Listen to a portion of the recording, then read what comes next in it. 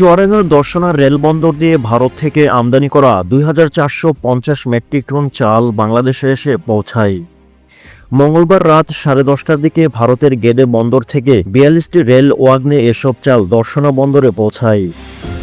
এ সময় ভারতীয় রেলের পরিচালক স্বাগত বালাকে ফুল দিয়ে শুভেচ্ছা জানান। দর্শনা বন্দরে Sealand F shipping custom clearing and forwarding agent অ্যাসোসিয়েশনের সাধারণ সম্পাদক আতিয়া রহমান হাবু চালের খালাস কাজের জন্য নিযুক্ত Sealand F agent Atiya Rahman Habu বলেছেন, ঢাকার পুরানা পল্টনের messrs Majumdar agrotech international limited এসব চাল আমদানি করে। প্রতি টন চালের ইনভয়েসের মূল্য $490 এবং কলকাতার 7/1 লর্ড সিনহা রোডের সৌভিক এক্সপোর্ট লিমিটেড এ চাল রপ্তানি করে।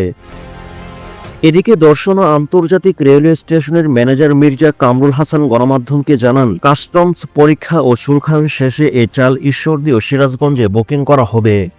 প্রসঙ্গত, বাংলাদেশ সরকার ভারত থেকে 1,59,000 মেট্রিক টন চাল আমদানি করবে। দর্শনা রেলবন্দর দিয়ে আমদানি করা এ চালের প্রথম চালানটি দেশে ঢুকল, যা বাংলাদেশে চাল আমদানিতে নতুন এক দিগন্ত উন্মোচন করে। এতে স্থানীয় বাজারে চালের সরবরাহ বৃদ্ধি পাবে এবং এতে দেশের খাদ্য নিরাপত্তা নিশ্চিত করার জন্য গুরুত্বপূর্ণ পদক্ষেপ হিসেবে দেখা হয়।